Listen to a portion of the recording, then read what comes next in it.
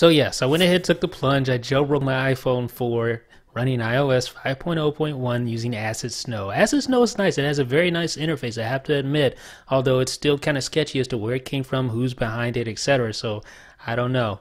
But it does look nice. I have to give it that. There's no denying that. It has the console you could show. It has the assistant, which is the DFU Mode assistant, which is like an unobtrusive way of showing how to put your device in the DFU mode. That's nice. And one other thing I really like about this is that you don't need to reference any old files when jailbreaking iOS 5.0.1. So as you can see, my device is in DFU mode. I click jailbreak and it goes through fetching the kernel cache, and it gives you the full synopsis when you show console there. You don't actually have to show this console. You could just keep the little window there, but I like to see what's going on, what's happening to my iPhone. So it's going through the motions here, and it is still going through. It's exited, entered, exited, DFU and recovery mode here, and it is still happening. So let's get back over to our iPhone. Let's see what we have there. As you can see, I have the white screen, and it's still going. Not too much to get excited about thus far. One thing I do notice that's different is that the jailbreak screen just has this little circle logo here, so you're not going to get the pretty pineapple or anything like that. You're just going to get some basic loading visuals there on the screen. So we should be almost up. There's the Apple logo. Let's scoot back over here to see if we see anything new on the console. Nothing new thus far. So the console is still showing the same thing. We should be almost back up. There we are. We're back up on our iPhone.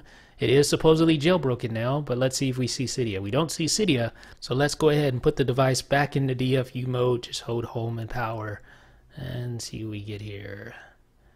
Alright, so we should be back into DFU mode now, and we'll click on Tethered Boot.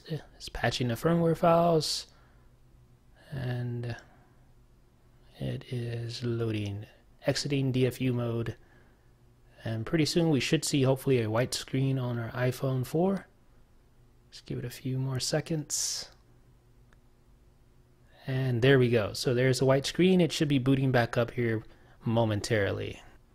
Okay, so there we go. There is our iPhone screen. Let's hop over and see if we have Cydia now.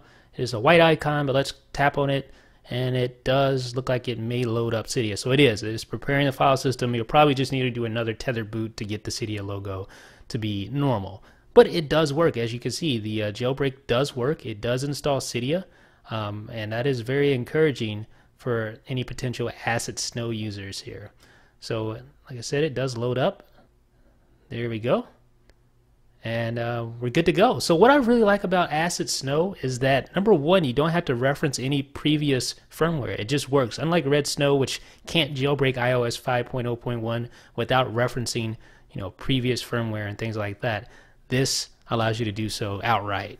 I know in the beginning there was a little controversy over Ac1dSn0w as far as which files it used to perform the jailbreak. I think that's been cleared up now, but still, you may want to use caution when using this. If you're not experienced, just stick with the normal RedSn0w jailbreak. But if you want to take the plunge, try Ac1dSn0w and let me know what you think in the comment section. This is Jeff with iDownloadBlog.